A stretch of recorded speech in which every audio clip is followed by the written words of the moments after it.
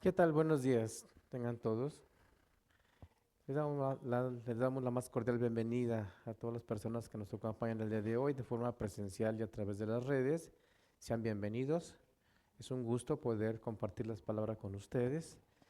Y hoy tenemos el tema que le he titulado ¿Quién creó a Dios? Por demás, los que creemos en Él, pues es una pregunta insultante, ¿verdad?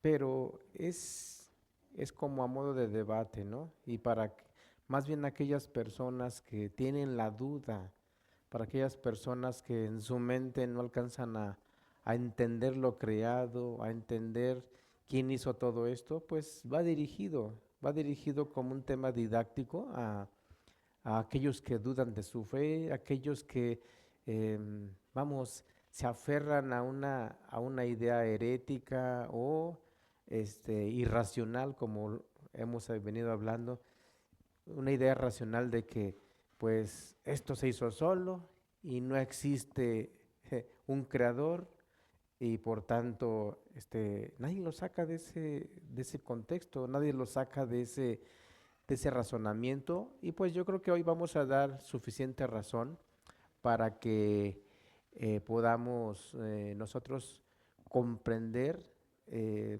la realidad de las cosas, la realidad de un Dios eterno y verdadero, un creador. Vamos a dar inicio con una oración pidiéndole a Dios que sea Él el que hable a nuestra razón, hable a nuestra fe y hable a nuestro corazón.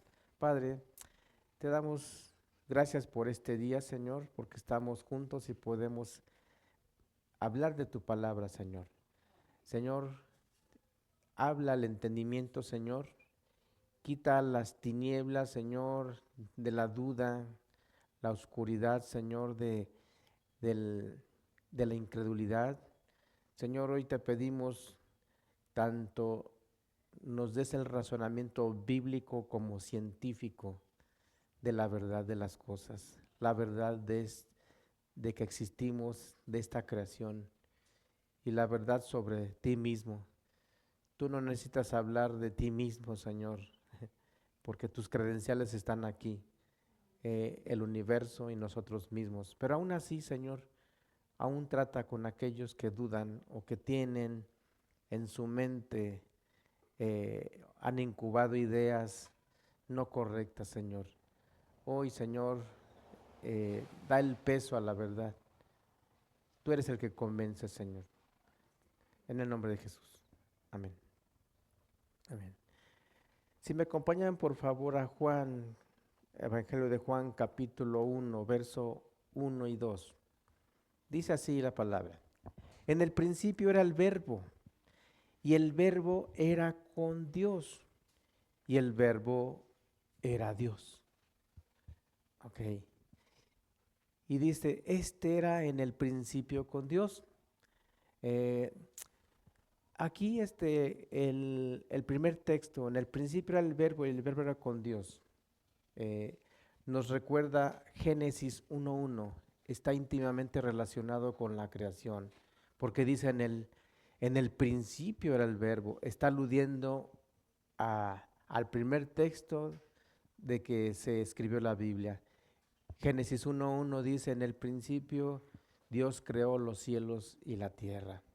¿Sí? El Señor ya, Jesucristo ya existía, Él es eterno y no creado, Él no es creado, ¿sí? No hay manera más apropiada de comenzar el relato mayor de todos los eventos de la historia que mencionar la creación, porque ahí empezó la historia de este mundo, en esta tierra que estamos viviendo tú y yo. Y no es lo mismo la creación que el creador, aunque están íntimamente relacionados. Como Dios es eterno, también sus palabras. Él dice en Apocalipsis 1.8, yo soy el alfa y el omega, el principio y el fin. O sea, él mismo lo ratifica, no necesita que un hombre diga, él es el principio y el fin. Él mismo lo dice. Y cuando dice el alfa y el omega, es el alfabeto griego. Comienza con la omega y comienza con el alfa y termina con la omega. Así como tú y yo conocemos al abecedario que comienza de la A y termina en la Z, principio y fin, dice el Señor, ¿verdad? eh, igual como el cero hasta el infinito. El prólogo es una obvia declaración de los grandes temas de este evangelio y una fusión de ambos. Es el pensamiento helénico y la religión judía, a la que alude aquí el apóstol Juan. Juan nos presenta al logos, así interpretada la definición de la palabra griega verbo, ¿sí? Nos presenta al logos, que es la palabra de los estoicos y de Filón, pero no como una fría abstracción filosófica, sino como la persona de Dios, así lo presenta Juan, como la persona de Dios viviendo entre los hombres que llegaron a conocerle, a adorarle y a dar testimonio de él. Él mismo, o sea, es testigo, fue testigo físico de, de ese Jesús, en, de ese Dios encarnado en la persona de Cristo y que vivió en esta tierra, ¿sí? Solamente aparece aquí 2 veces la palabra logos en Juan 1:1 y Juan 1:14, pero es evidente que la idea de la revelación personal de un Dios descrita en el verbo está plenamente grabada y experimentada en la mente del apóstol Juan. De tal manera que incluso él cierra el comentario al final del Evangelio en Juan 21:24, donde dice, este es el discípulo que da testimonio de estas cosas y las escribió, y su testimonio es verdadero. ¿Por qué? Porque él fue testigo. Él tocó a Cristo, él vio a Cristo, él habló con Cristo, caminó con Cristo. E incluso vuelve a aludir lo mismo en su primera carta universal a los cristianos. En primera de Juan 1:1 empieza a decir lo que dice, lo tocante al verbo de vida, lo que nuestros ojos vieron y nuestras manos palparon. Él estuvo impactado como tú y yo estaríamos impactados si lo hubiéramos visto. Es más, nosotros estamos impactados de la persona de Cristo sin haberle visto. Él estaba impactado porque él lo tocó, él lo vio morir, él lo vio resucitado, ¿sí? Entonces, describe aquí describe que en el principio era el verbo, o sea, él era Dios, o sea, la preposición con, aquí en el griego es muy diferente a nuestras palabras en español, o sea, el griego es más profundo. La preposición con estaba con Dios, pierde algo de fuerza del lenguaje original que indica movimiento hacia o cara a cara. En otras palabras, estaba no con Dios, estaba cara a cara con Dios, ¿sí? Y luego, y cuando dice, y el verbo era con Dios, ¿sí? O sea, andaban, estaban juntos, ¿sí? En la creación, y el verbo era Dios. O sea, está diciendo, el mismo Cristo, el mismo Señor Jesucristo, Él fue Dios siempre, ¿sí? Eh, y yo creo que como al principio yo les había dicho en los mensajes pasados, de que Dios es nuestro culto racional y que precisamente hablábamos de la fe y la razón, yo creo que esto es motivo suficiente, esta regla de conducta, esta regla universal, esta, este parámetro, esta medida, así como les explicaba del metro, el metro aquí y en Oriente y al norte y al sur de todo el mundo es reconocido. El metro es una medida universal. Igual la yarda, el kilómetro, la milla y medidas de volúmenes, el mililitro, el litro, este, etcétera, etcétera. También esta es la medida. Esta es, o sea, esta es la guía y el manual, ¿sí? Para conocer a Dios. Esta es la guía y el manual para vivir tú y yo. Entonces, por tanto, la misma palabra, si la podemos nosotros creer y vivir bajo estos preceptos, es la verdad absoluta. Y es lo que, y es la realidad, ¿sí? Es la realidad de lo que existe. Pero hay quienes son escépticos y todavía dicen, Yo no creo en eso. ¿Quién lo escribió? Es como si tú dijeras, yo no creo en el metro. ¿Quién lo inventó? Disculpa, pero todas las cosas que están aquí alrededor, todas fueron medidas con un metro. ¿Sí me explico? Disculpa, pero todo objeto y todo aparato electrónico que tú compres tiene las especificaciones de las medidas, quieras o no. O sea, el metro existe, las medidas existen, igual la Biblia existe, quieras o no. La Biblia revela a Dios, quieras o no. Pero aún así, para aquellos escépticos que crees, la Biblia es comprobable. Es tan universal y es tan fidedigna que la Biblia es comprobable. La han comprobado históricamente, la han comprobado científicamente, la han comprobado geográficamente por lo que dice aquí y habla. Existe todo lo que dice aquí o existió en aquel entonces. Está probada antropológicamente. Las personas que vivieron aquí sí existieron y tienen una genealogía. Por todos los medios que quieras comprobarlo, esta es la verdad. Pero aún así, el día de hoy se sigue comprobando. El día de hoy la ciencia sigue aludiendo. Y el día de hoy vamos a ver, no mi testimonio, ¿sí? Yo no estuve por las universidades de Oxford ni de Harvard, pero hay quienes sí estuvieron en la cumbre de ese conocimiento y en tales universidades que han defendido este libro. Y lo han validado, queramos o no. El escéptico lo quiera o no, hay personas, el escéptico, bueno, hay una gran diferencia entre el que sabe, el que está preparado, contra el que no. Y normalmente los escépticos no están ni preparados, simplemente hay una necedad de, yo no quiero creer, no existe. Pero no por eso es la verdad y no por eso significa que las cosas que existen van a dejar de existir porque alguien no las cree. Pero aún así hay escépticos o hay incrédulos o hay ateos que están preparados. Pero ¿qué crees? Aún en medio de su preparación y cómo desarrollan los debates contra el ir en contra de esto, el ir en contra de una creación, el ir en contra de un creador, aún con sus mismas pruebas y bases, ¿qué crees? Revelan al creador. Y lo vamos a ver en un ejemplo. Tenemos un par de videos que vamos a estar auditando y tú mismo vas a darte cuenta de que la verdad habla por sí sola, ¿sí?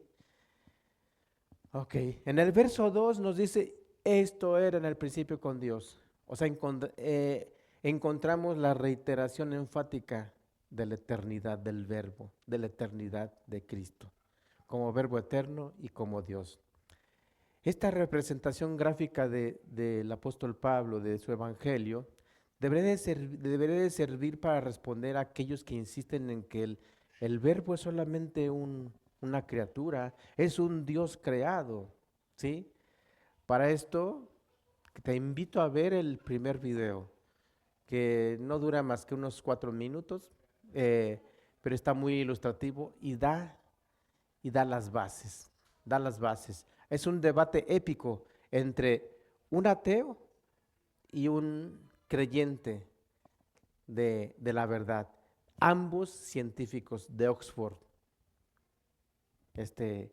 Pero tú vas a ver cómo con sus propias palabras, quién ganó, quién tiene la razón, más bien quién tiene la razón, porque estamos hablando de la razón y la fe.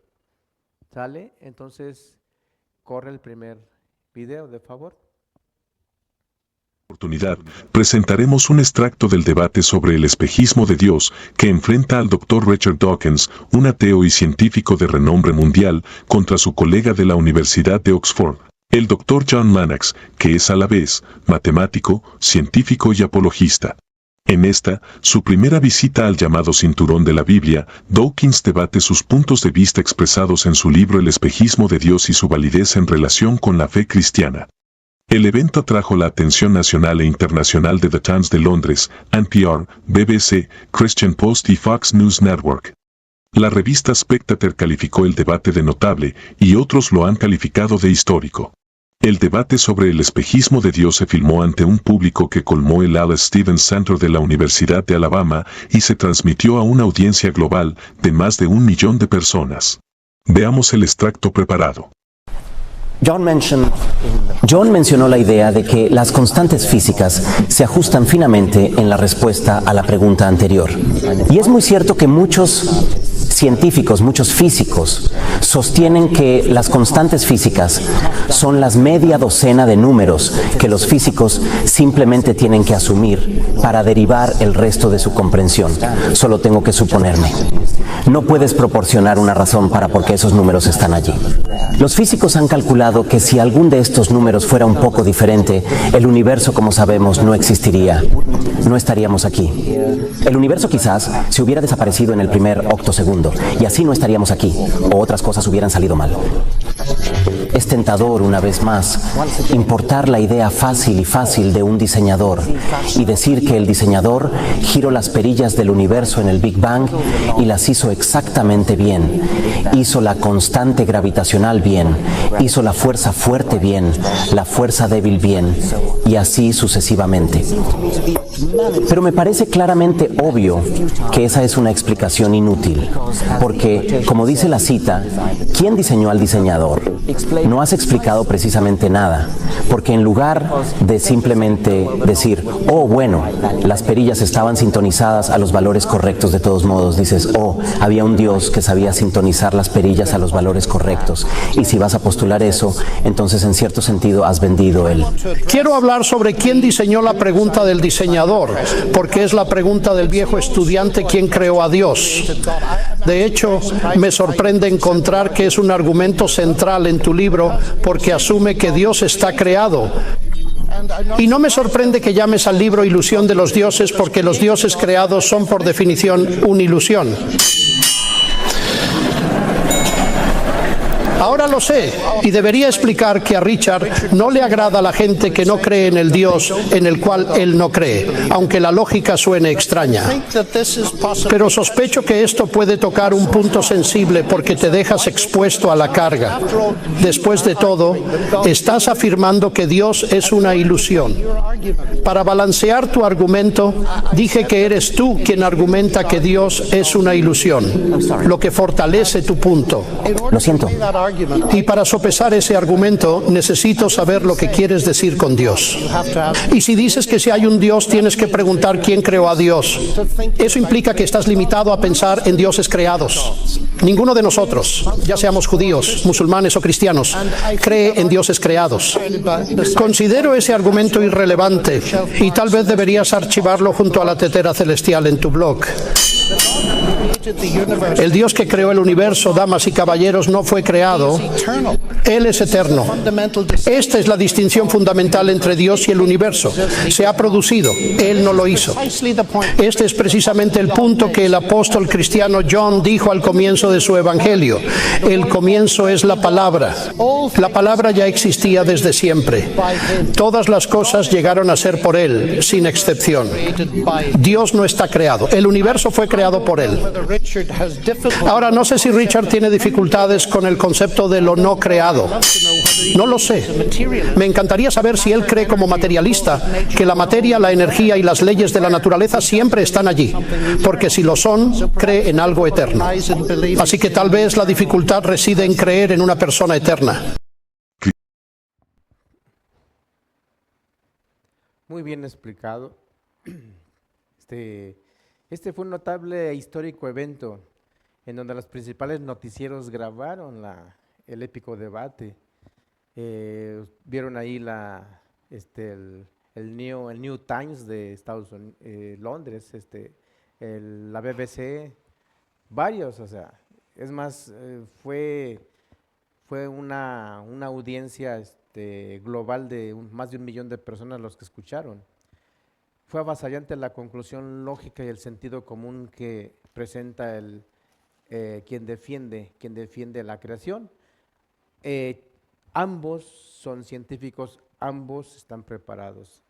Pero fíjense bien cómo le dice esta persona, si tú crees en la naturaleza y en las leyes del universo que son eternas, entonces estás creyendo en Dios. O sea, estás reconociendo a un creador. Solo te falta, dice, tu problema es que solamente falta que creas en una persona, que es el creador. ¿Por qué no le hayas explicación a las leyes? Él mismo en su postura y en sus bases dijo lo siguiente, o sea, argumenta primero que él no cree en dioses creados. Y la persona, la otra científica le dice, pues es tu problema porque ni los musulmanes, ni los judíos, ni los cristianos creemos en dioses creados, porque eso es una ilusión, ¿sí? Y cuando tú dices y hablas de dioses creados, entonces significa que crees en dioses o crees en un Dios, ¿sí? Ahora, estas son mis palabras, porque aunque tu pregunta dudosa exista, de que quién es Dios, quién lo creó, yo te pongo a razonar. Hace 300 años, cuando solo existía el caballo y la rueda, nunca nos imaginamos que 300 años después iba a haber un invento del motor de combustión interna, ¿sí? Y que ese motor de combustión interna podía lograr velocidades de 200 kilómetros por hora o hasta 300, y que iba a contener en ese pequeño motor, iba a contener cientos de caballos, como si fuera jalado por cientos de caballos. O sea, decirle a alguien de esa época, oye, va a existir esto, no la creo. ¿Y quién lo va a crear o quién lo va a hacer o dónde está? Menos entendería si ya existen autos que gravitan, que no necesitan ruedas.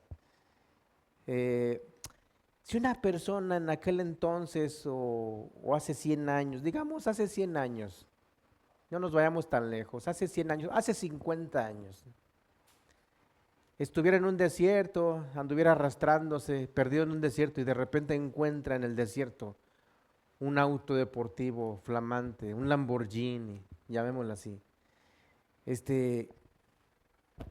va a decir, ah, caray, ¿y por qué apareció esto? Nunca se va a imaginar, nunca va a pensar, ay, esto salió como un árbol, lo brotó de la tierra, se hizo solo. El sol, la arena, el viento y a lo mejor uno que otro rayo fueron formando ese aparato que estoy viendo ahí, ese auto que estoy viendo. Simplemente su razón le dice algo, esto no se hizo solo, tiene un creador, alguien lo hizo, alguien con una mente inteligente. O sea, no piensa que la arena, el viento, las tormentas y a lo mejor un huracán, si es que hubiera por ahí un huracán, formaron ese auto. Esa es la hipótesis del Big Bang, en donde dicen que, bueno, los movimientos sísmicos, los volcanes, las explosiones y todos formaron lo que hoy vemos como tierra y como universo. O sea, fíjate bien, el primer científico que dijo las leyes gravitacionales, dice, es más, si se movieran un poquito, no existiríamos. Él mismo está reconociendo que hay una perfección que no se pudo haber hecho sola. ¿Sí? Y la pregunta del que vio en el desierto el auto diría, bueno, alguien creó este auto, alguien lo hizo. Y si se va más atrás, bueno, ¿y quién hizo el que hizo el auto? Y si se va más atrás, ¿quién creó al creador del que hizo y creó este auto? Y se puede ir hacia más atrás y ya no va a entender las cosas. Y no entiende que hay un principio. Como dice el apóstol Juan, en el principio, tuvo un principio, esta tierra tuvo un principio, el hombre tuvo un principio. ¿Qué es tan difícil reconocerlo? ¿O qué es tan difícil creerlo? Y si no fue un principio, pues búscale un principio antes del principio y tu mente no va a dar para más. Ese es el punto, ¿sí? Y todo evolucionista y toda persona que cree en la teoría de Darwin o son darwinistas, todos dicen, es que todo partió de una evolución. Y les preguntas, y no, esta especie dio a esta especie y así sucesivamente. Y finalmente, ¿sabes con qué se topan? Dicen, es que la energía lo hizo todo. Hasta ahí se topan, porque ya hacia atrás ya no pueden explicar ni pueden argumentar nada. Porque entonces la pregunta sería, si la energía lo hizo todo, ¿cómo apareció la energía? ¿O quién hizo la energía? No necesitamos ir a Oxford para entender que es una falacia. ¿Sí me explicó? Es como el razonamiento sencillo y que es un dicho. ¿Qué fue primero, el huevo o la gallina? Tuvo que haber un principio. Y si dices el huevo, sí, pero el huevo tuvo que haber salido de la gallina. Es que es primero el huevo, sin el huevo no hay gallina. Sí, pero sin la gallina tampoco hay huevo. ¿O no? Entonces, la conclusión es, fue primero la gallina y después salieron los huevos. Y ya después siguió un ciclo, donde ahora sí, si no hay huevos, no existen los pollos, no existen la raza de las gallinas, no existirían, ¿sí? Pero entonces con esto razonamos que tuvo que haber un principio. Y ese principio lo tuvo que crear alguien. Alguien tuvo que iniciar ese principio.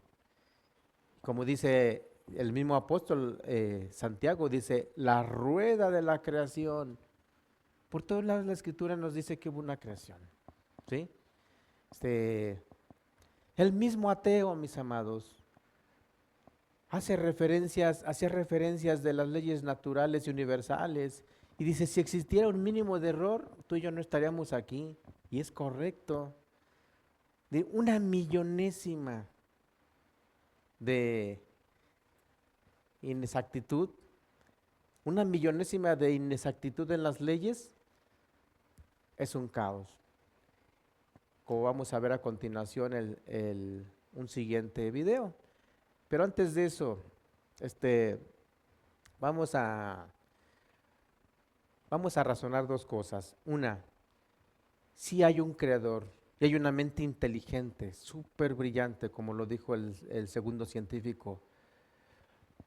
Y si no se pudo hacer solo esto, que la lógica nos dice que no, o sea, no se pudo haber hecho solo, entonces la evolución no existe.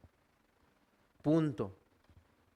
Que si está en las escuelas, que si está, nos lo obligan a creerlo a fuerzas, pues está bien, o sea, si es pasar esa materia, pues está bien, pero no tienen que violentar tu mente y tu razón.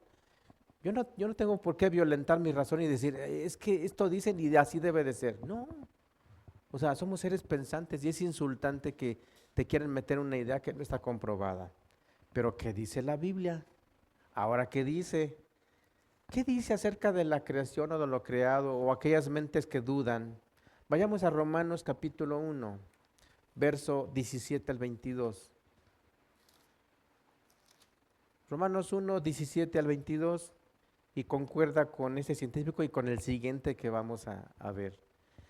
Dice, porque en el Evangelio la justicia de Dios se revela por fe y para fe. O sea, tú y yo no nos toca de otra más que creer en esto, creer en lo que Dios dice. Es por fe y para fe. O sea, es como cuando tú dices en la ciencia, yo te digo, yo respeto la ciencia existe, el método científico existe y es exacto. Cuando en el ensayo de la prueba y error compruebas un fundamento, compruebas un hecho, compruebas una reacción, compruebas una prueba que es repetible bajo condiciones normales, es ciencia. Y el que no quiera creer en la ciencia, pues está mal, ¿no? O sea, la ciencia por sí misma se comprueba. Igual la Biblia o lo que dijo Dios por sí mismo se comprueba. Dice, es por fe y para fe. ¿sí? Y como algunos les he dicho, a ver, todos debemos de, o sea, todos debemos de, o si la crees o no la crees, debemos de obedecerla, todos, ¿sí? Y si no y si la desobedeces hay consecuencia mal, y si la obedeces hay consecuencias buenas, igual que una ley de tránsito que hizo el hombre, ¿sí? Que tú dices, yo no me voy a pasar el alto, yo no creo y no me voy a sujetar a esta ley. Hazle, a ver, hazle así en un bulevar concurrido, en el cruce de dos bulevares, a ver, pásate el rojo, a ver qué te pasa. Y hay consecuencias buenas o malas de obedecer o desobedecer. Y la gente que hace, me sujeto, aunque no quiera, aunque no esté de acuerdo, voy a obedecer la ley de tránsito. ¿Por qué? Porque tengo malas consecuencias. Igual la Biblia, yo no te pido que estés de acuerdo. Hay quienes no están de acuerdo. La Biblia se escribió no para que estuvieras de acuerdo, sino para que la obedecieras. Hay que obedecerla. No hay que estar de acuerdo, hay que obedecerla. Punto. ¿Sí? Y dice, como está escrito, mas el justo por fe vivirá. Y pongamos atención en el verso 18, para los que no creen o no quieren obedecerla o no quieren creer. Dice, porque la ira de Dios se revela desde el cielo contra toda impiedad e injusticia de los hombres que detienen con injusticia la verdad. Quieren parar esto, quieren parar lo que ya Dios estableció y no pueden. Y dice que la ira de Dios se revela contra toda impiedad, contra toda mala obra que hace el hombre. Incluso por ahí hay los que no creen dicen, es que es karma. Mira, le cayó el karma. O sea que sí creen que hay consecuencias, ¿verdad? Le llovió el karma. Y qué bueno, ¿eh? O sea, tenemos aquí en nuestra mente un sentido de justicia. ¿Quién la puso? ¿Quién la puso? ¿A la evolución? ¿La genética? Yo te pregunto, cada persona somos muy distintos. Sí, físicamente tenemos ciertas características e incluso, o sea, nuestras células también tienen memoria. Podemos reflejar ciertas conductas de nuestros padres, que si el papá caminaba como pato, también tú caminas como pato, así y dices, caray, pues si no la creías, sí, mira, igualito, en las mismas poses. O sea, sí tienen memoria las células y demás, o sea, los reflejos, lo instintivo incluso se puede transmitir, lo instintivo sí se transmite. O sea, ¿cómo se llama? El pensamiento irracional, el instinto, ¿sí? Pero la inteligencia no, la inteligencia se desarrolla, ¿sí me explicó? La inteligencia puede incrementarse al grado que tú quieras, siempre y cuando la cultives. Pero en esta ocasión que estamos hablando, nos da a entender que Dios se revela contra toda la injusticia, castiga toda injusticia. ¿Cómo se da uno cuenta que estás mal? Hay algo aquí llamado conciencia. ¿Quién la puso? Sabe, no fue la genética. La justicia la pone un Dios creador. Y que aquí lo explica. Aquí dice que pondrá sus leyes en nuestros pensamientos y en nuestro corazón. De tal manera que todo el mundo sabe lo que es malo y lo que es bueno. Haya ido a Harvard, no sepa leer, tenga religión, nunca haya leído una Biblia, una palabra, tiene le llama a la escritura la ley moral de Dios. Que incluso el siguiente video, el científico ateo, el que expresa que él fue ateo, pero que pues todo esto le hizo razonar, él mismo dice que eso fue lo que le impactó, la ley moral de Dios, dice. Y lo debate y dice, esto no lo puso la evolución. O sea, y lo sustenta muy perfectamente, científicamente. Entonces, sigamos leyendo. ¿Qué más dice la Biblia? Verso 19. Porque lo que de Dios se conoce, le es manifiesto, pues Dios se lo manifestó. Porque las cosas invisibles de Él, su eterno poder y deidad, es eterno. Y es un Dios, deidad, se hacen claramente visibles desde la creación del mundo, siendo entendidas por medio de las cosas hechas, de modo que no tienen excusa. Pues habiendo conocido a Dios, no le glorificaron como a Dios, ni le dieron gracias, sino que se envanecieron en sus razonamientos y su necio corazón fue entenebrecido. ¿Por qué el hombre no alcanza a entender quién es Dios o conocer la verdad? Por su necedad, por su soberbia y porque no quiere reconocer la verdad. Y aquí Dios dice, no tienen excusa, nadie, ningún ser mortal de esta tierra tiene excusa de no creer en Dios.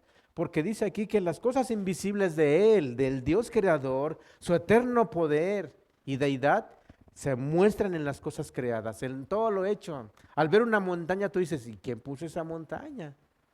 ¿Sí?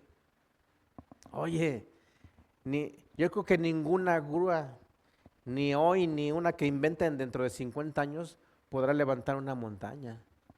Mas sin embargo, ¿qué sucede con las fuerzas de la naturaleza? El mismo hombre tiene que aplacarse y tiene que tener miedo y tiene que arrodillarse cuando un huracán se viene contra de él. ¿Sí? Categoría 8, categoría 5, categoría 6, olvídate, categoría 5, que es de los máximos. Mas sin embargo, Dios dice que Él controla las fuerzas de la naturaleza. El hombre no puede. Podrá dominar una gran nave como el Titanic, pero no puede dominar el océano que hundió el Titanic. ¿Sí me explicó? Entonces, yo creo que ya es momento ya de darle la honra y la gloria a quien la gloria merece. ¿Sí? Y nosotros simplemente gloriarnos de algo.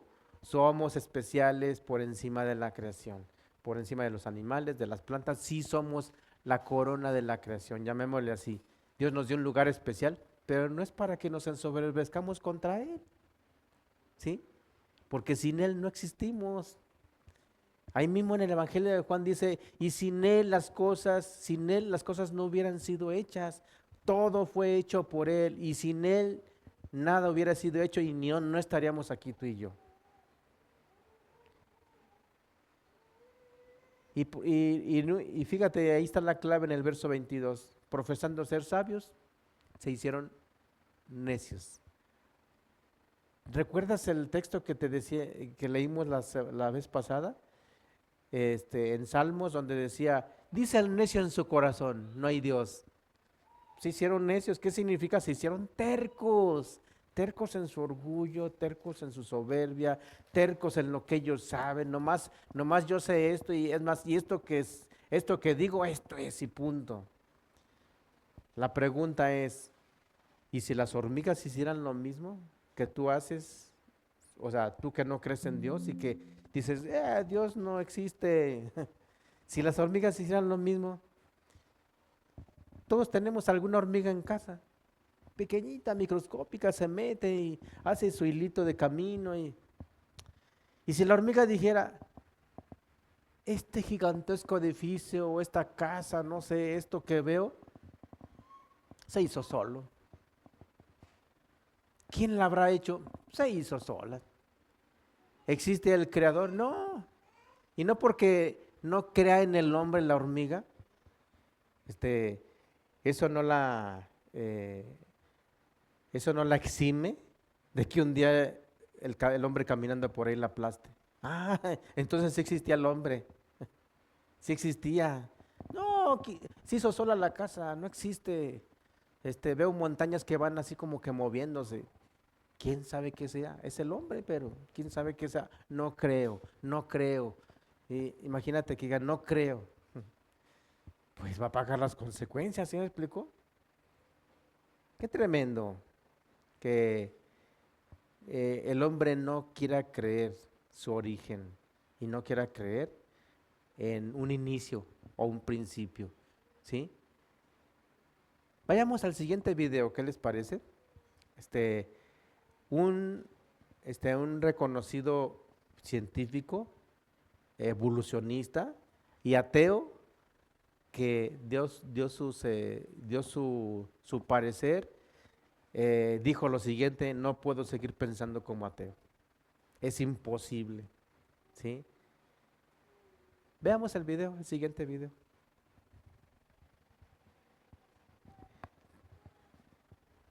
Me di cuenta de que las pruebas de la existencia de Dios, aunque no lo demostraban, eran bastante interesantes. También entendí que ser ateo ya no sería una opción aceptable para mí, que era la menos lógica de las opciones. Este vídeo que vamos a ver presenta al renombrado científico Francis Collins, que fue director del grupo que completó con éxito el proyecto Genoma Humano. En este vídeo, Collins explica por qué, como científico, llegó a creer en Dios. Este vídeo contiene algunos argumentos muy interesantes que quiero desarrollar un poco más al final, así que quédate para eso, pero mientras tanto, vamos a sumergirnos. No voy a repasar toda la cronología de lo que realmente sucedió, pero permítanme resumir para ustedes el tipo de argumentos que finalmente me llevaron a la posición de reconocer que la creencia en Dios era un acontecimiento intelectualmente satisfactorio. Intelectualmente satisfactoria, pero también algo de lo que cada vez más descubría que tenía hambre espiritual. Y curiosamente, algunos de los indicadores de Dios habían estado delante de mí todo el tiempo, procedentes del estudio de la naturaleza. Y realmente no había pensado en ellos, pero aquí estaban. Aquí hay una que parece una afirmación obvia, pero tal vez no lo es tanto. Hay algo en lugar de nada. No hay razón para que así sea. Esta frase de Wigner, el premio Nobel de Física, me llamó la atención. Porque yo había estado involucrado, por supuesto, como estudiante graduado, trabajando con la mecánica cuántica, con la ecuación de Schrödinger. Y una de las cosas que más me habían atraído de las matemáticas, la física y la química, era cómo funcionaba este tipo particular de representación de la materia y la energía. Quiero decir, realmente funciona bien. Y una teoría que es correcta a menudo resulta ser simple y hermosa. ¿Y por qué debería ser así? ¿Por qué deberían ser las matemáticas tan irrazonablemente eficaces en la descripción de la naturaleza? Está el Big Bang. El hecho de que el universo tuvo un principio, como prácticamente todos los científicos están llegando a la conclusión, hace unos 13.7 mil millones de años, en una singularidad inimaginable, donde el universo, más pequeño que una pelota de golf, apareció de repente y luego comenzó a volar en pedazos, y ha estado volando en pedazos desde entonces. Y podemos calcular esa singularidad observando lo lejos que esas galaxias se alejan de nosotros, y cosas como la radiación de microondas de fondo en el eco de ese Big Bang. Y por supuesto eso presenta una dificultad porque nuestra ciencia no puede mirar hacia atrás más allá de ese punto. Y parece que algo surgió de la nada. Bueno, se supone que la naturaleza no permite eso. Así que si la naturaleza no es capaz de crearse a sí misma, ¿cómo llegó el universo hasta aquí? No puedes postular que eso fue creado por alguna fuerza natural o no habrás resuelto el problema porque entonces vale.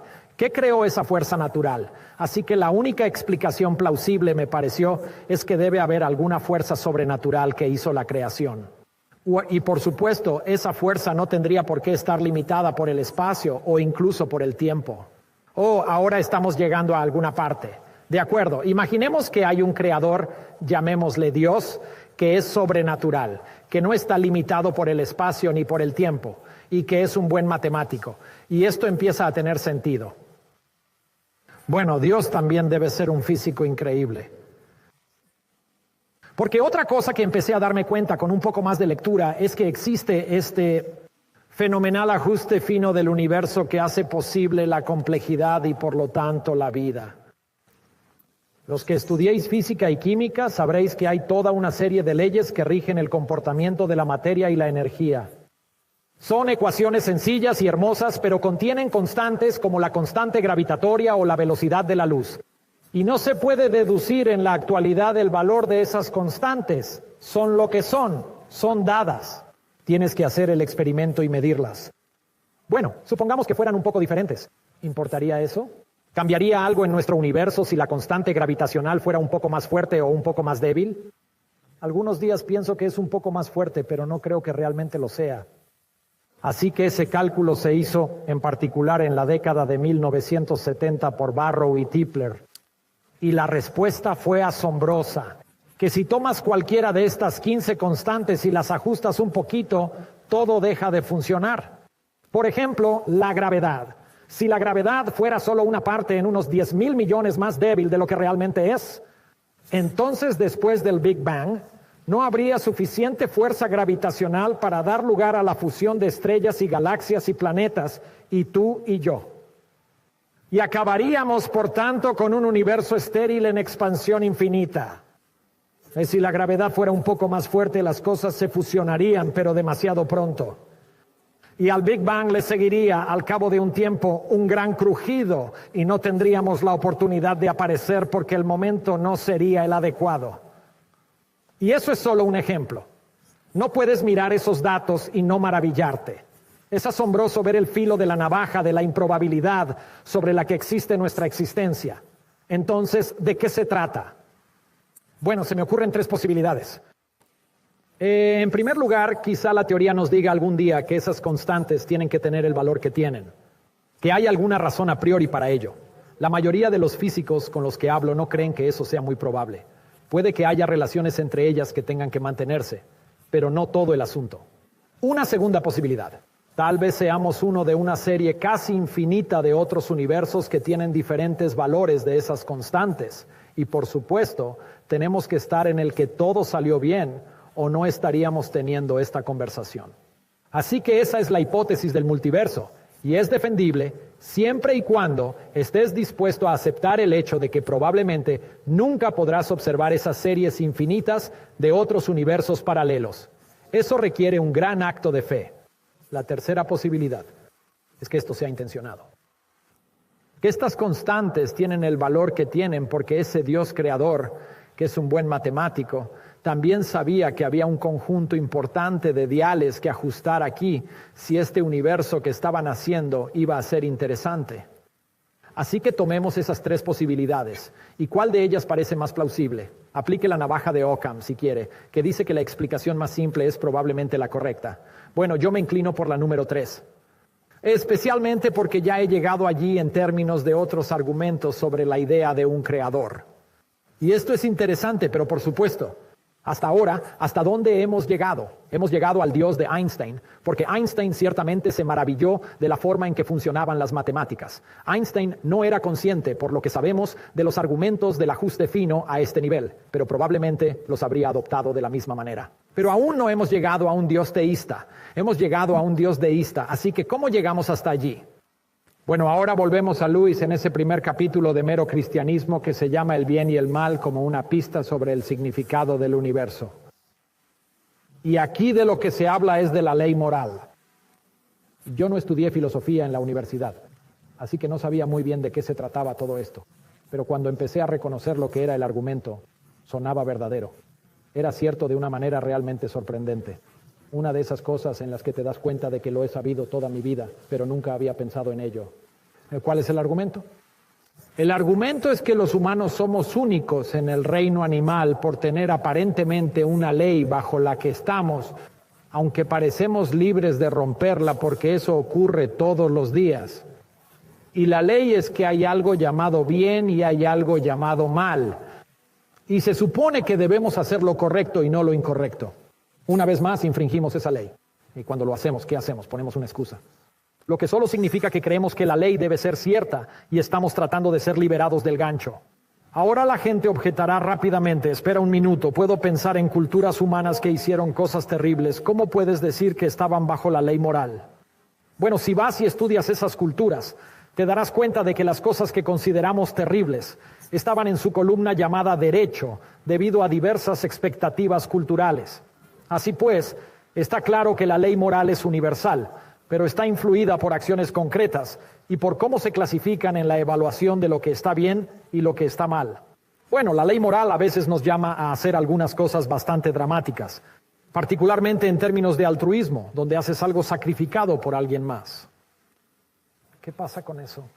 La gente puede argumentar, y lo han hecho y lo seguirán haciendo, que todo esto puede explicarse por la evolución, y esos son argumentos útiles que hay que tener en cuenta. Por ejemplo, si eres altruista con tu propia familia, puedes ver cómo eso podría tener sentido desde una perspectiva evolutiva porque comparten tu ADN. Así que si estás ayudando a su ADN a sobrevivir, bueno, es tuyo también. Y eso tiene sentido desde un argumento darwiniano sobre la aptitud reproductiva. Si eres amable con alguien en la expectativa, ellos serán amables contigo más tarde. Una forma recíproca de altruismo, bueno, está bien. Se puede ver cómo que también podría tener sentido en términos de beneficiar a su éxito reproductivo. Incluso se puede argumentar, como Martin Nowak ha hecho en Harvard, que si se hacen modelos informáticos de cosas como el dilema del prisionero, se puede llegar a motivaciones para que grupos enteros se comporten altruistamente entre sí. Pero una consecuencia de eso y de todos los demás modelos que se han elaborado es que tienes que seguir siendo hostil con la gente que no pertenece a tu grupo. De lo contrario, todo se desmorona en lo que respecta al impulso evolutivo para competir con éxito. Bueno, ¿eso encaja? ¿Es eso lo que vemos en nuestra propia experiencia? ¿Dónde están esas circunstancias en las que pensamos que la ley moral ha actuado de forma más dramática? Yo diría que no es solo cuando somos amables con nuestra familia, o solo amables con la gente que va a ser amable con nosotros, o incluso solo cuando somos amables con otras personas de nuestro propio grupo. Las cosas que nos impresionan, que nos hacen maravillarnos y decir que en eso consiste la nobleza humana, es cuando ese altruismo radical se extiende más allá de esas categorías, cuando ves a la Madre Teresa y las calles de Calcuta recogiendo a los moribundos, cuando ves a Oskar Schindler arriesgando su vida para salvar a los judíos del Holocausto, cuando ves al buen samaritano, o cuando ves a Wesley Autry.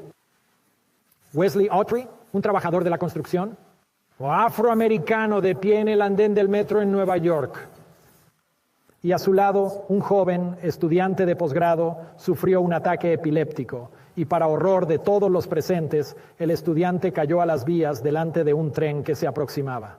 Con solo una fracción de segundo para tomar una decisión, Wesley saltó también a las vías, arrastró al estudiante, que aún tenía el ataque, a ese pequeño espacio entre las vías, lo cubrió con su propio cuerpo y el tren pasó por encima de ambos. Y milagrosamente hubo espacio suficiente para que ambos sobrevivieran. Y aquí hay una imagen del día siguiente, mientras Wesley describe la situación de pie junto al padre del joven. Esto fue claramente altruismo radical. Estas personas no se conocían entre sí, no tenían ninguna probabilidad de verse en ninguna otra circunstancia y pertenecen a grupos diferentes tal y como parecemos definirlos aquí en nuestra sociedad, siendo uno afroamericano y el otro blanco. Ahí, sin embargo, Nueva York enloqueció.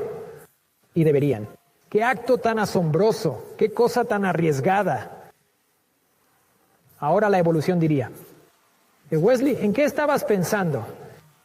Hablando de arruinar tus oportunidades de aptitud reproductiva. Esto es un escándalo, ¿no? Así que piensa en eso. Una vez más, no te estoy ofreciendo una prueba, pero creo que cuando la gente trata de argumentar que la moral puede ser totalmente explicada por motivos evolutivos, eso es un poco demasiado fácil. Es una historia demasiado fácil. Y quizás debería pensarse que potencialmente tiene alguna otra razón reflejada para su presencia. Y yo haría la pregunta porque Lewis la hizo en su capítulo. No solo pruebas de un Dios matemático y físico, sino de un Dios que se preocupa por los seres humanos y que defiende lo que es bueno y santo. Y que quería que su pueblo también se interesara por lo que es bueno y santo. ¿No sería interesante encontrar escrita en tu propio corazón esta ley moral que de otro modo no tendría sentido y que te está llamando a hacer precisamente eso? Eso tenía mucho sentido para mí. Así que después de pasar por estos argumentos en el transcurso de un par de años, y fue así de largo, luchando contra ellos, a menudo deseando no haber empezado nunca por este camino, porque me estaba llevando a un lugar al que no estaba seguro de querer ir. Empecé a darme cuenta de que tenía cierta serie de cuestiones inmutables que me llevaban en dirección al asombro. Temor de algo más grande que yo mismo, reflejado aquí por esta frase de Immanuel Kant, el filósofo: dos cosas me llenan de admiración y asombro en constante aumento. Cuanto más tiempo y más seriamente reflexiono sobre ellas, los cielos estrellados de fuera y la ley moral de dentro. Dios mío, en esas estaba yo. Pero entonces tuve que averiguar, si existe la posibilidad de este tipo de Dios y de un Dios que se preocupa por los humanos, ¿cómo es realmente ese Dios? Y ahora era el momento de volver a las religiones del mundo y tratar de averiguar lo que nos dicen al respecto. Cambia al leerlas, ya algo mejor preparado. Pude ver que había grandes similitudes entre las grandes religiones monoteístas y que de hecho resonaban bastante bien entre sí en muchos de los principios, lo que me pareció bastante gratificante y me sorprendió un poco, porque había supuesto que eran radicalmente diferentes. Pero había diferencias. Ahora bien, más o menos por esa época yo también había llegado a un punto que en realidad no era reconfortante, que era la comprensión de que si la ley moral era un indicador de Dios y si Dios era bueno y santo, yo no lo era. Y por mucho que intentara perdonarme por acciones que no eran coherentes con esa ley moral, seguían apareciendo. Y por lo tanto, así como yo estaba empezando a percibir la persona de Dios en esta especie de forma borrosa, esa imagen estaba retrocediendo debido a mis propios fracasos. Y empecé a desesperar de si esto sería alguna vez una relación que podría reclamar o esperar tener debido a mis propios defectos. Y en esa zona de creciente ansiedad llegó la comprensión de que hay una persona en uno de estos credos que tiene la solución a eso. Y esa es la persona de Jesucristo, que no solo afirmó conocer a Dios, sino ser Dios, y que en este sorprendente e incomprensible al principio, pero al final, increíblemente sensato y edificante acto de sacrificio, murió en la cruz. Y luego se levantó de entre los muertos para proporcionar este puente entre mis imperfecciones y la santidad de Dios. Y de una manera que tenía más sentido de lo que jamás había soñado. Había oído esas frases de que Cristo murió por tus pecados y pensaba que era un galimatías y de repente no lo era en absoluto. Ok, yo creo que mejor explicado no puede estar. Iba a poner nada más la mitad del video, pero la otra parte que complementa donde él mismo dice que pues reaccionó y él mismo ahora cree en ese Jesucristo que tú y yo, por el cual estamos reunidos, y se me hizo interesante. Fue como si diera su testimonio de cómo, siendo ateo, creyó en Dios, y no solamente creyó en Dios, sino que al parecer se convirtió a Dios. O sea, él mismo relata que esa ley moral lo acusaba, y que eso fue lo que más le impactó a este científico ateo. Una de sus conjeturas o conclusiones decía: a ver, todos los que dicen que pues que la naturaleza y todo eso se hizo solo, y si dice, todos entendemos algo, la naturaleza no se pudo haber creado sola. O sea, y si no se pudo crear sola en sí misma, entonces ¿cómo llegó hasta aquí? ¿Cómo llegó la naturaleza hasta aquí? O sea, ¿quién la puso? Y ahí es donde él dice que todos los científicos están concluyendo en algo: si hubo un principio. Lo mismo que concuerda el apóstol Juan, donde dice: en el principio era el verbo, y lo mismo que como comienza la Biblia: en el principio Dios creó la tierra y los cielos y la tierra. O sea que de alguna manera, entre más investigan o entre más conclusiones sacan, llegan a la verdad de que esto es una creación y que hay un creador. Y dice, es que es más fácil creer en un Dios que no está limitado ni por el tiempo ni por el espacio. Es la conclusión de este científico. Y dice, y es mejor creer en la creación, porque creer en lo contrario te complica más las cosas. Dice, por ejemplo, hay 15 constantes en el universo que no pueden ser movidas. Son leyes inalterables. Dice, una de ellas es la gravitación, la ley gravitacional.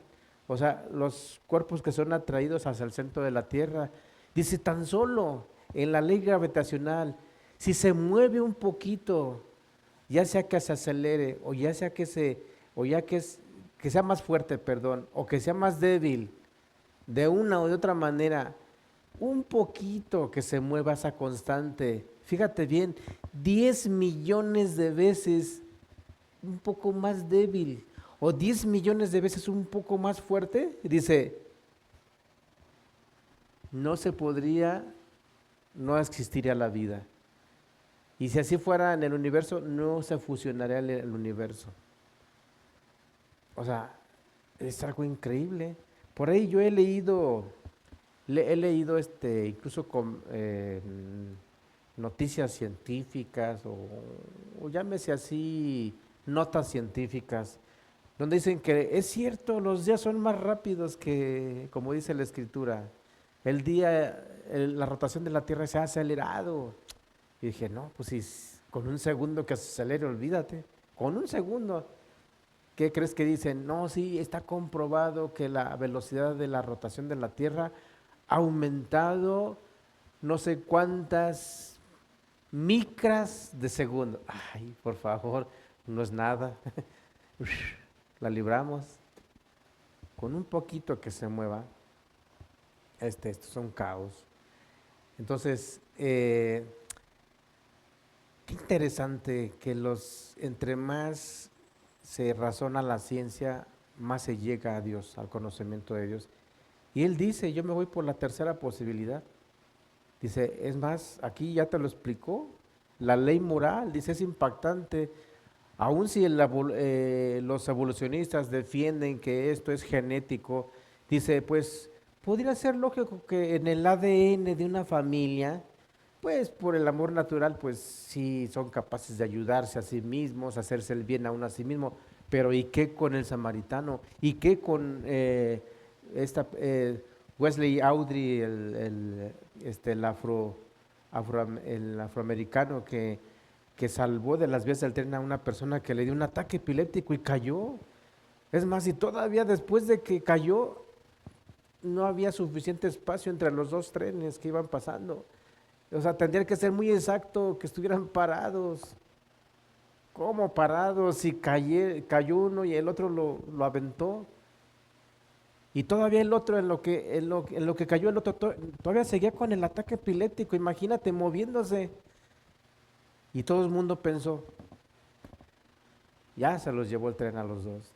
Increíblemente, y él mismo lo dice, por un milagro, hubo suficiente espacio, más bien no había espacio, para que salieran ilesos. ¿Cómo se llama eso? Pero ¿cómo se llama esto? O sea, ¿cómo explica la evolución que en el ADN viene esa ley moral de Dios, de saber lo bueno y lo malo, si estos ni siquiera eran de la misma familia? O sea, eran desconocidos. Y ahí da a entender, dice, es que Dios puso en el corazón del hombre lo que es bueno y lo que es malo. Incluso Él pone los impulsos. Porque alguien en una fracción de segundo no razona, a ver, ¿y si me aviento? ¿Y si muero? ¿Y dónde quedaría mi esposa, mis hijos, mi vida? ¿Qué va a ser de mí? ¿Me voy a morir? O sea, cuando la gente empieza a pensar las cosas, ya no actúa. Y era una fracción de segundo. Fue algo instintivo. ¿Quién le puso, ayúdalo? ¿Quién le puso, ama a tu prójimo? ¿Quién se lo puso? Esto le impactó a este científico, y donde pues entendió que hay un bien y un mal, y entendió que hay una ley universal dada a los hombres. ¿Cómo? No sabemos, pero Dios sí tiene la respuesta. Él dijo que expondría sus leyes y sus preceptos en el corazón del hombre, las tablas de la ley escritas en el corazón. Es increíble la exactitud, ¿verdad? ¿Qué más nos dice la Escritura? Vayamos a Hebreos 11:3. Vuelvo a ratificarte que nosotros estamos obligados a creer, ¿sí? Así como la obliga, está obligada a creer que no es un mundo en la casa, va más allá, y que hay alguien que vive en esa casa mayor a ella, llamado hombre, y que aunque ella diga, no creo en el hombre, no, o sea, está obligada a creer, ¿sí me explico? Y si no la cree, problema de ella. Dice aquí en Hebreos 11:3, por la fe entendemos Me di cuenta.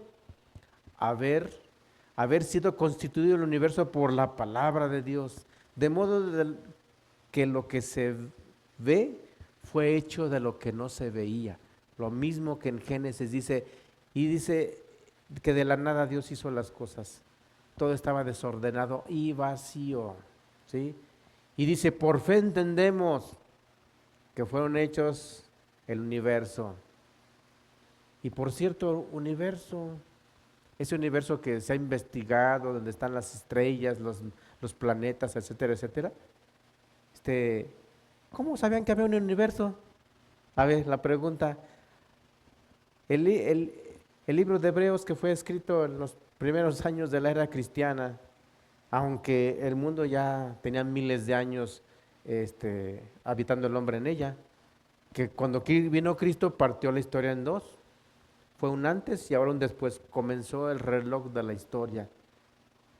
Entonces, en el primer siglo, ¿cómo ellos tenían el entendimiento hace 1900 años que había un universo? Por la fe entendemos que el universo fue creado, haber sido constituido por la palabra de Dios. ¿Sí? ¿Cuál palabra? Él mandó y fue hecho. Háganse los cielos y se hizo. Hágase la lumbrera mayor y se hizo. Hágase el día y separe las tinieblas del día, conviértanse en noche y en día, etcétera, etcétera. Háganse, produzca la tierra hierba de toda especie. Tú y yo debemos de creer. Tenemos que creer. Y por último, el que no quiera, pues está en su derecho, ¿verdad? Aquí no vamos a cambiarle la mentalidad a nadie, simplemente te vamos a dar razonamientos y te vamos a explicar aquello que ya está explicado, que ya Dios lo hizo. Simplemente es para que tú te vuelvas a Dios y reconozcas a un Dios que cuando lo hagas te va a ir bien. Al contrario, no reconocerlo, ir en su contra. Dice la Escritura que ¿quién se endureció contra Dios y le fue bien? Es una pregunta retórica. ¿Quién se endureció contra Dios? ¿Quién dijo, no, yo no creo en Dios y no le voy a servir y no le voy a adorar y no me voy a arrodillar? ¿Quién se endureció contra Dios y le fue bien? Mi amado, hasta por conveniencia propia, créele, arrodíllate, reconócele, alábale, que es para eso que fuimos creados, ¿sí? Así como si yo recojo una mascota de la calle, lo mínimo que espero de ella es que sea agradecida porque estoy dando de comer, ¿sí? Pero imagínate que me muerde, me patea, me destruye las cosas y no, pues discúlpame, la echo para afuera. ¿Qué hará Dios al ser humano cuando se pone contra él? Mejor no lo investigues. Salmos capítulo 14, verso 1. Salmos 14, 1. Dice el necio en su corazón, no hay Dios. Pero fíjate bien de quién proviene de quién proviene la frase. No hay Dios. ¿De quién? Un necio. Y el Romanos que leíamos, se envanecieron, ¿sí? Profesando ser sabios, se hicieron necios. En lugar de darle la gloria a Dios y decir, qué bueno que me das sabiduría, dame más, ser humildes. Y vas a recibir más. Pero el que ya se topó con eso, no existe Dios, ya no te va a ser dada más sabiduría. Discúlpame, ahora tu sabiduría se va a volver en tu contra. Hasta ahí leemos en la primera parte. Dice el necio en su corazón, no hay Dios. Y con esto cerramos el tema, mi amado. Espero que les haya servido, espero que haya sido útil y seguiremos hablando de estos temas. Seguiremos hablando preguntas acerca de quién es Dios. ¿Sí? Y yo creo que vamos a buscarle una aplicación muy sustantiva para nuestras vidas. Es todo por hoy, mis amados. Que Dios les bendiga. Que tengan una buena tarde. Nos vemos en un próximo mensaje.